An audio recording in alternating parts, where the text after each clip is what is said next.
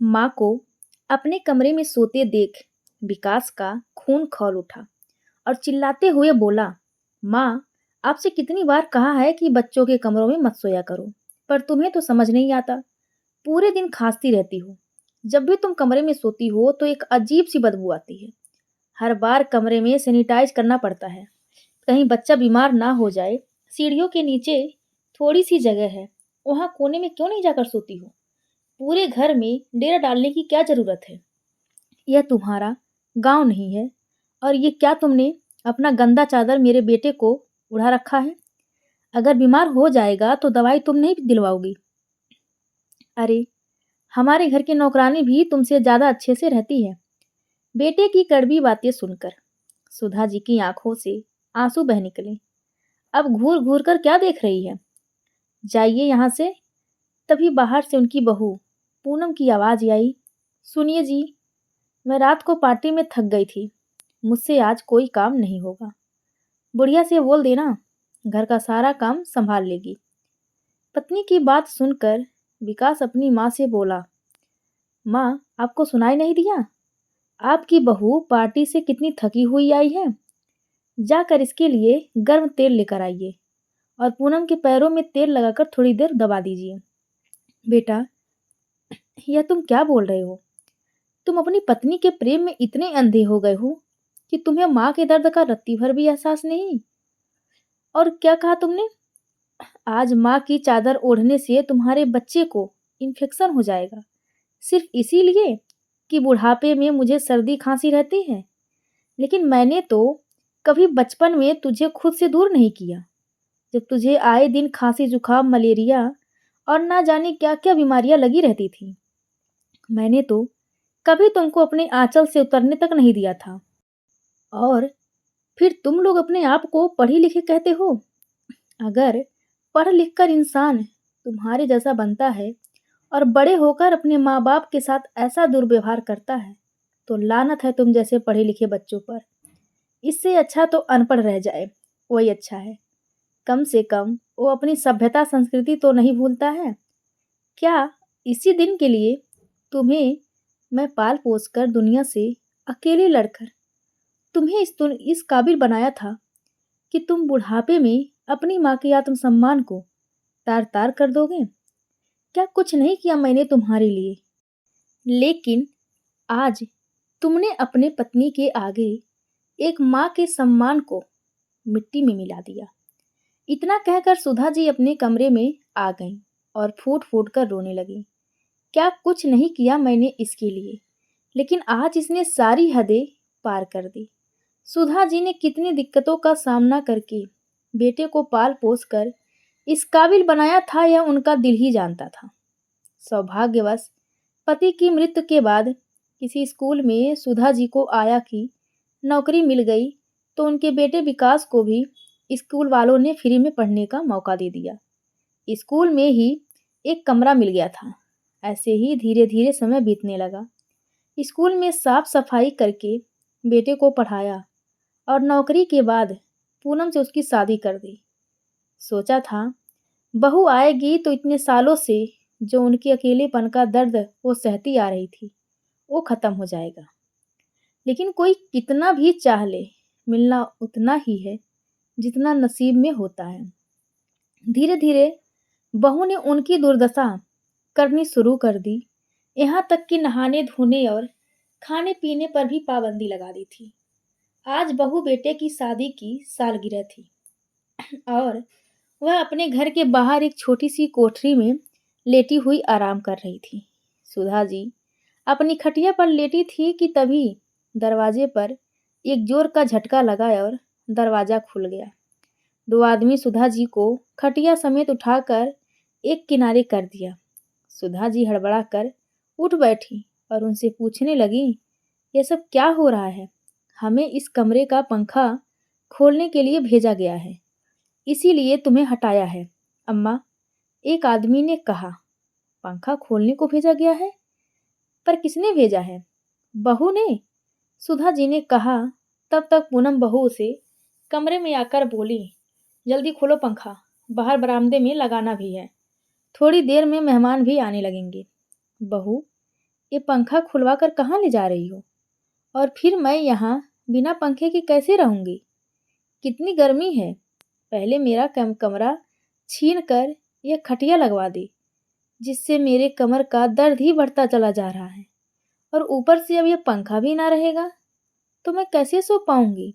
सुधा जी ने कहा तो उनकी बहू पूनम झल्ला कर बोली, ये बुढ़िया, तुझे जो ये छत और पहर का खाना मिलता है ना, उसके लिए मेरा शुक्र मना। बिस्तर और पंखा चाहिए महारानी को। पता भी है कितना बिजली का बिल आता है, पर तुम्हें क्या पता होगा। दिन भर पड़े रहना और चरना है, इसके अलावा और काम भी क्या है तेरे पास?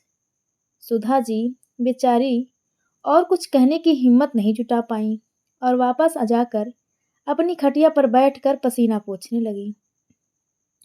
आज घर में पार्टी थी। सुधा जी के बेटे बहू की शादी की सालगिरह थी, जिसके लिए पूरे घर को सजाया जा रहा था। जहाँ घर के कोने कोने को रोशनी और पंखे से सजाया जा रहा था, वहीं दूसरी ओर सुधा जी के कमरे से पंखा भी हटा दिया गया था। पूनम और विकास भाग भाग कर सारा काम देख रहे थे कि तभी हलवाई आकर पूनम से बोला, मैडम, अचानक से मेरा सहायक बीमार पड़ गया तो मैंने किसी और से बात की है। वह अभी आता ही होगा, पर वो बड़ा सुस्त है, धीरे धीरे काम करता है, इसीलिए रसोई का काम अभी ही शुरू कर देता हूँ। पर मुझे एक और सहायक की ज़रूरत पड़ेगी। तो तुम्हें किस काम के लिए सहायक चाहिए? पूनम ने पूछा। तो हलवाई बोला, सब्जियां काटने, झूठे बर्तन धोने और झूठी टेबल पोंछने के साथ साथ पूड़ियाँ बेलने के लिए मुझे एक सहायक की ज़रूरत पड़ेगी। हलवाई ने कहा तो पूनम बोली, तुम चिंता मत करो, अपने उस आदमी को आने से मना कर दो। मेरे पास एक सहायक है जो यह सारे काम अकेले ही कर देगी। कहकर पूनम थोड़ी ही देर में सुधा जी को ले आई और बोली, ए लो, ले आई तुम्हारी सहायक को। अरे मैडम, कहाँ से ले आई आप इस बेचारी को? यह इतना काम कैसे करेंगी? काफ़ी बुजुर्ग हैं, इतने बड़े बड़े पतीले क्या ये धो पाएंगे? तुम्हें सवाल जवाब करने की कोई ज़रूरत नहीं, तुम अपना काम करो और इसे इसका काम बता दो। यह कहकर पूनम वहाँ से चली गई। इधर हलवाई ने सुधा जी से कहा, अम्मा जी, तुम यहाँ बैठकर ये सारी सब्जियाँ काट दो। वहाँ सब्जियों के ढेर पड़े थे, जिसे देखकर सुधा जी इधर उधर देखने लगी। तभी हलवाई सुधा जी से बोला, माँ जी, इतनी सब्जियाँ काट तो लोगे ना? अच्छा ये बताओ, घर में और कोई नहीं है क्या जो तुम इस उम्र में भी ये काम करने आई हो? मानता हूँ कोई काम छोटा या बड़ा नहीं होता, पर अपनी उम्र तो देखो। हलवाई ने कहा तो सुधा जी बोली, क्या कहूँ बेटा, जब किस्मत ही खराब हो तो उम्र को भी हार माननी ही पड़ती है। मुझे जो अभी यहाँ छोड़कर गई है ना, वह मेरी अपनी खुद की बहू है। क्या? वह तुम्हारी बहू है? मतलब तुम इस घर की मालकिन होकर नौकर का काम कर रही हो? पर क्यों माँ जी? उस हलवाई ने कहा। तो सुधा जी मायूस होकर बोली, मालकिन, मैं एक बुढ़िया हूँ बेटा, जिस पर मेरे बेटे बहू मुझ पर एहसान कर रहे हैं। 2 वक्त की रोटी देते हैं तो क्या हुआ? फिर अगर वो चाहे बासी ही क्यों ना हो, पहनने को कपड़ा देते हैं तो क्या हुआ? वो अगर फटे पुराने हो, रहने को घर दिया तो क्या हुआ? फिर चाहे घर के सारे काम मुझे ही क्यों ना करने पड़ते हों। इस उम्र में बच्चों से इतना एहसान मिल रहा है तो क्या यह कम है? आखिर इसी दिन के लिए तो माता पिता अपने बच्चों को बुढ़ापे की लाठी कहते हैं। पर यह कोई नहीं कह सकता कि वो लाठी आपको सहारा देगी या ठोकर मारेगी या आपके ऊपर ही डंडे पड़ेंगे। हलवाई सुधा जी की बातों को ध्यान से सुन रहा था कि तभी सुधा जी बोली, चलो बेटा, अब मुझे क्या करना है यह बता दो। भाई, बुढ़ी हड्डियां हैं, थोड़ा धीरे काम करेगी। उस पर भी अगर हम बातें करने लगें तो काम में और भी देरी हो जाएगी। जिस पर तुम्हें तो थोड़ी फटकार ही मिलेगी, पर मुझे तो खाना ही नहीं मिलेगा। थोड़ी देर बाद मेहमानों का आना जाना शुरू हो गया कि तभी पूनम रसोई में आकर बोली, सुन बुढ़िया, तुम्हें किसी भी हाल में बाहर नहीं आना है। मैंने सारे मेहमानों को तुम्हारी तीर्थ यात्रा पर जाने की बात कह रखी है, इसीलिए गलती से भी अपना चेहरा मत दिखा देना। कहकर पूनम वहां से बाहर चली गई। उसके बाद पार्टी शुरू हो गई। पूरे दिन रसोई में बैठे बैठे सुधा जी की हालत खराब हो रही थी। ऊपर से उनसे काम भी करवाया जा रहा था। हलवाई तो फिर भी बीच बीच में बाहर जाकर पंखे के नीचे बैठ जाता था, पर सुधा जी को बाहर जाने की भी इजाजत नहीं थी। कुछ घंटे बाद हलवाई जाकर सुधा जी से बोला, अम्मा, बस पार्टी खत्म ही समझो, अब तुम भी खाना खा लो, फिर बाहर चली जाना, थोड़ा आराम कर लेना। भूख तो सुधा जी को भी काफी लगी थी, और सुबह से खाने के बीच में बैठकर भी वो एक निवाला भी नहीं खा पाई थी, क्योंकि पूनम की पूरी नज़र सुधा जी पर ही थी। जब सारे मेहमान चले गए तो पूनम रसोई घर में आई। उसने हलवाई को पैसे दिए तो इस पर हलवाई ने कहा, मैडम, बर्तनों को धोने के लिए एक साबुन दे दीजिए और अपने श्यामू को थोड़ा कुछ दे दीजिए, वो सारे बर्तन धो देगा।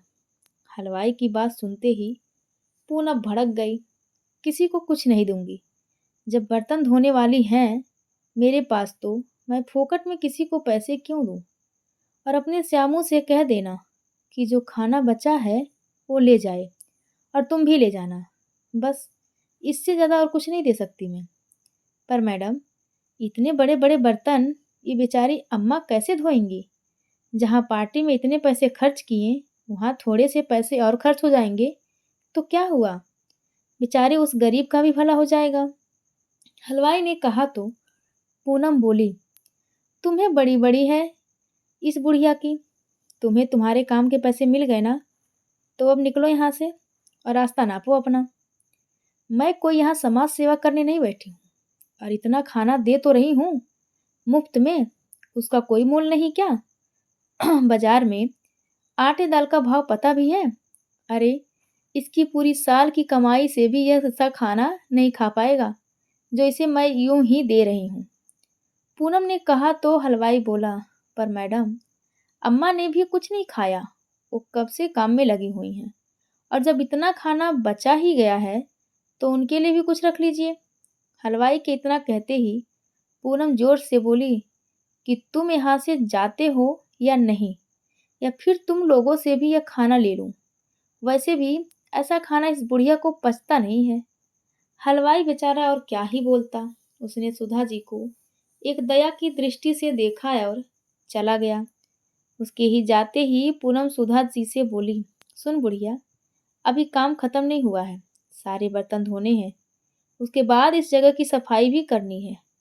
बहू की बात सुनकर सुधा जी बोली, बहू, तुमने सारा खाना उन्हें दे दिया, मैं क्या खाऊंगी? मुझे बहुत जोरों से भूख लगी है। बुढ़िया, यह सारा काम पहले खत्म कर लो, फिर दूंगी खाना। मुझे पता है अगर पहले ही तुम्हें खाना मिल जाएगा तो तुम सस्ता काम करोगी, इसीलिए पहले काम खत्म करो, फिर खाना मिलेगा। पर खाना तो तुमने सब दे दिया। सुधा जी ने फिर से कहा, ओ बुढ़िया, तुझे क्या लगा आज घर में पार्टी है तो तुझे भी दावत मिलेगी? तेरा खाना फ्रिज में पड़ा है, कल के बासी दाल चावल, बड़ी आई हलवा पूरी खाने। इतनी बात कहकर पूनम वहां से चली गई। उसके जाते ही सुधा जी अपने आंसू रोक नहीं पाई। सुबह से काम किया एक निवाला भी मुंह में नहीं डाला था, लेकिन फिर भी उसे मिला क्या? वही बासी दाल चावल। आखिर ऐसा क्या पाप किया था मैंने जो मुझे ये दिन देखना पड़ रहा था? सोचते हुए सुधा जी वहां से खड़ी हो गई कि चलो, भूख तो जोरों की लगी है, उसको मिटाना तो पड़ेगा ही, चाहे दाल चावल बासी ही क्यों ना हो। मन में बड़बड़ाते हुए सुधा जी झूठे बर्तनों को समेटने लगी, पर जब वो एक पतीला लेकर उसके ढक्कन को हटाने लगी तो हैरान हो गई, क्योंकि उसमें थोड़ा खाना बचा था। वो समझ गई कि यह उस हलवाई का काम है। उसने सारा खाना लेते समय मेरे लिए सारे पतीलों में थोड़ा थोड़ा खाना छोड़ दिया। सुधा जी हलवाई को दुआ देने लगी और जल्दी जल्दी खाना खाने लगी। खाना खाकर सुधा जी बड़े बड़े पतीलों को बड़ी ही मेहनत से धो रही थी कि तभी उनका बेटा विकास वहां आकर बोला, ये धीरे धीरे क्या कर रही हो माँ? जरा जल्दी जल्दी हाथ चलाओ। खाती तो इतना हो, सब कहाँ चला जाता है? यह सुनकर सुधा जी बोली, हाँ बेटा, खाती तो मैं बहुत हूँ, पर खाना नहीं। अपनी इज्जत, अपना मान। पता नहीं लोग बच्चों के लिए इतनी मिन्नतें क्यों मांगते हैं। जो बच्चे बड़े होकर अपने माता पिता के साथ ऐसा बर्ताव करें, ऐसे बच्चों से तो बे औलाद होना अच्छा है। सुधा जी की बात सुनकर विकास बोला, कह तो ऐसे रही है बुढ़िया, जैसे मुझे पैदा कर मुझ पर बड़ा एहसान किया हो। अरे अच्छा होता जो तुम मुझे पैदा ही ना करती, तो आज शायद मैं किसी रईस के घर में जन्म लेता। दिया ही क्या आज तक तुमने मुझे? खुद कंगाल हो, मुझे क्या दोगी? ऊपर से इतने सालों में मेरे सिर पर बोझ बनी हुई हो और मेरे ही घर में बैठी हुई हो। तुम्हें पालते पालते तो मैं ही चला जाऊंगा। विकास ने कहा तो सीधा सुधा जी बोली, बेटा, हमेशा से तो यही सुनती आई हूँ कि माता पिता बच्चों को पालते हैं, पर आज जाना कि बच्चे भी माता पिता को पालते हैं। हाँ तो पाल ही तो रहा हूँ। माता पिता अपने बच्चों के लिए क्या क्या नहीं करते हैं, और एक तुम लोग हो, एक टूटा सा घर दिया मुझे, जिसको बनाने में मुझे खटिया खड़ी हो गई। ऊपर से तुम्हारा खाना पीना, दवाइयाँ, कपड़ों के खर्च क्या कम है जो इतना बोल रही हो? कहकर विकास वहां से चला गया। बेटे की बातें सुनकर सुधा जी की आंखें भर आई और सोचने लगी कि बच्चे यह कैसे भूल जाते हैं कि उनका जीवन ही माता पिता की देन है, जो अपनी पूरी जिंदगी देकर भी नहीं चुका सकते हैं। खैर, सुधा जी को अब इन सब की बातों की आदत हो गई थी। एक दिन सुधा जी घर के आंगन में झाड़ू लगा रही थी कि तभी वहां वही हलवाई आया। उसे देखकर पूनम, जो वहीं आंगन में बैठे बैठे फोन पर बातें कर रही थी, कहने लगी, क्या हुआ और क्या चाहिए? तो हलवाई बोला, उस दिन मेरी एक बड़ी कड़च्छी शायद यहीं छूट गई थी, तो वही लेने आया हूँ। तो पूनम बोली कि जाकर रसोई में देख लो, और ये बुढ़िया, तुम भी जाओ इसके साथ। अंदर देखना कहीं हमारा सामान चुरा कर ना ले जाए। कोई भरोसा नहीं है इन लोगों का। पूनम ने कहा तो सुधा जी हलवाई के पीछे पीछे रसोई में चली गई। रसोई में जाते ही हलवाई बोला, अम्मा सुनो, मैं तो यहाँ बस कड़च्छी के बहाने से आया हूँ। दरअसल बात कुछ और है। उस दिन तुम बता रही थी ना कि तुम्हें हलवा खीर बहुत अच्छा बनाना आता है, इसीलिए तुम्हारे लिए एक अच्छी खबर लाया हूँ। नवरात्र चल रहा है, तो एक सेठ है भंडारा बनवा रहा है। अगर भंडारे में तुमने हलवा और खीर पूरी बना दी तो यकीन मानो तुम्हारा जीवन ही बदल जाएगा। पर मैं यहाँ से कहीं निकल नहीं सकती, तो वहाँ कैसे जाऊंगी? और बेटे बहू की गुलामी की जिंदगी से ही परेशान हूँ। अगर उन्हें मेरे इस काम का पता चलेगा तो वो मुझसे घर और बाहर दोनों जगह के काम कराकर पीस डालेंगे। ना बाबा, ना, तुम तो रहने दो मेरे लिए। इतना सोचा उसके लिए शुक्रिया, पर मुझे अपना हुनर किसी को नहीं दिखाना। सुधा जी ने तो हलवाई को बोला, अम्मा तुम यहाँ से कोई और बहाना बनाकर निकलना। देखो अम्मा, तुम अपने बेटे बहू की गुलामी क्यों करती हो? जब तुम्हारे पास कमाई होगी तो फिर तुम्हें किसी की गुलामी नहीं करनी पड़ेगी। जरा सोचो इस बारे में। और हाँ, यह लो मेरा नंबर। अगर करने का मन हो तो बस इस नंबर पर कॉल कर देना। एक बात याद रखना, यह कोई छोटा मोटा सेठ नहीं है। हलवाई यह कहकर वहां से चला गया। अगले दिन पूनम सुधा जी से बोली, सुन बुढ़िया, आज बस मेरे लिए ही खाना बनाना। ये आज बाहर ही खाएंगे, और तेरा तो कल का बच्चा खाना फ्रिज में रखा हुआ है। सुधा जी को तो हर रोज बासी खाना ही मिलता था, पर आज पूनम के ऐसा कहने पर सुधा जी को बहुत गुस्सा आया और वो खाना बनाकर मंदिर जाने के बहाने हलवाई को फ़ोन करके उसके काम के लिए हाँ बोल दिया। वो अब जब भी हलवाई कहता तो सुधा जी वहाँ चली जाती। उस सेठ के घर खीर बनाने के बाद वो इतनी प्रसिद्ध हो गईं कि कई लोगों ने उन्हें अपने यहाँ पूजन में भंडारा बनाने का ऑर्डर दे दिया। अब वो ज़्यादातर मंदिर के बहाने घर से निकलने लगी। इस पर पूनम को शक हुआ, पर उसने सोचा कि चलो, घर के काम करके ही तो जाती है, चाहे जहाँ जाना हो।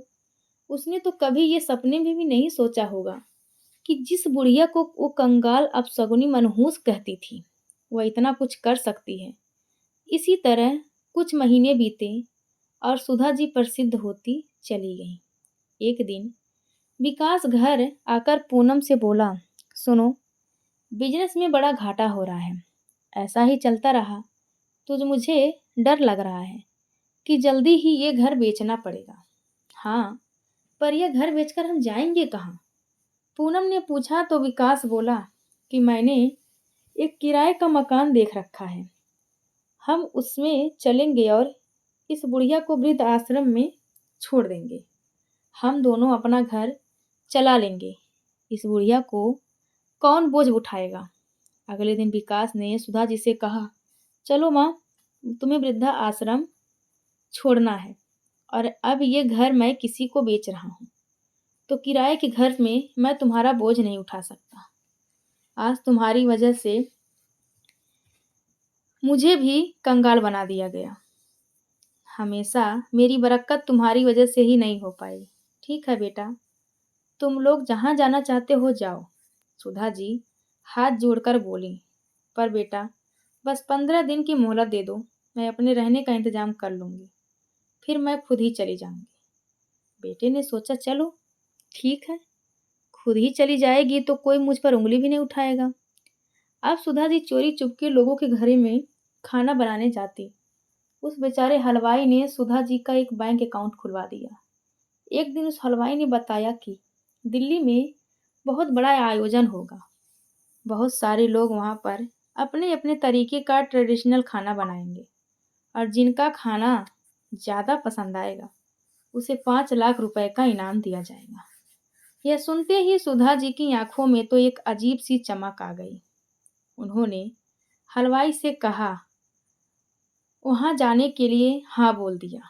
जाने की तारीख है आई तो सुधा जी हर रोज की तरह चुपके से मंदिर का बहाना लेकर और अपने साथ कुछ कपड़े लेकर वहां से निकल गई और उस हलवाई के साथ ही दिल्ली के लिए रवाना हो गई। 2 दिन बाद आयोजन था। सभी लोग अलग अलग प्रकार के व्यंजन बना रहे थे। सुधा जी ने वहीं 4 ईंटों का एक चूल्हा जमाया, उसमें कोयला जलाया और दाल बाटी, मक्के की रोटी, सरसों का साग, खीर, पूरी, देसी आइटम बनाए थे। कुछ समय बाद बड़े बड़े लोगों ने खाना टेस्ट करना शुरू किया तो सारी भीड़ सुधा जी के खाने पर टूट पड़ी। लोगों को उनका सरसों का साग, बाटी दाल, खीर पूरी इतना पसंद आया कि लोग उंगलियां चाटते रह गए। यह देखकर सुधा जी की आंखें भर आई। सुधा जी को स्टेज पर बुलाकर 5 लाख रुपए की धनराशि मिली तो पूरा हाल तालियों से गूंज उठा। वो कहते हैं ना कि किस्मत बदलते देर नहीं लगती। आज सुधा जी की किस्मत भी बुलंदियों को छूने को तैयार थी। 5 लाख के साथ साथ उन्हें वहां रहने की भी सुविधा दी गई। अब सुधा जी ने ठान लिया था कि अब वो यहीं रहकर अपना गुजारा करेंगी, क्योंकि घर वापस गई तो बेटे बहू उनकी सारी धनराशि छीन लेंगे। उन्होंने हलवाई के साथ मिलकर वहीं पर एक रेस्टोरेंट खोल लिया। महीने बीते, फिर साल बीते। ऐसे ही दिनों दिन सुधा जी का नाम अखबारों में भी चर्चित होने लगा। उनका देसी खाना मशहूर होने पर वो टीवी पर और मोबाइल पर उनके इंटरव्यू तक आने लगे थे। एक दिन सुधा जी के बेटे बहू घर पर थे और उनका 10 साल का पोता मोबाइल पर शॉर्ट्स देख रहा था कि उसी समय सुधा जी का इंटरव्यू का शॉर्ट वीडियो उसके सामने आया। तभी बंटी जोर से चिल्लाया, मम्मी पापा देखो, दादी माँ मोबाइल पर आ रही हैं।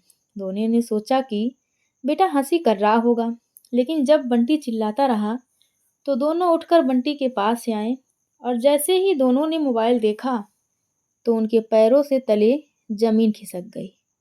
उन्होंने तो सपने में भी नहीं सोचा था कि माँ इतना बड़ा नाम कमाएंगी। उन्हें तो लग रहा था कि माँ इतने सालों में तो कहीं मर मरा गई होंगी। उन दोनों के मन में लालसा जागी, क्योंकि वे लोग तो किराए के मकान में ही रहते थे। कुछ दिन बाद माँ का पता करके माँ के पास पहुंचे। वही कंगाल माँ के ठाट बाट देखकर उनकी आंखें फटी की पटी रह गई। सुधा जी साड़ी पहने और हाथों में आईफोन और घड़ी पहने हुए बहुत ही ज्यादा सुंदर लग रही थी।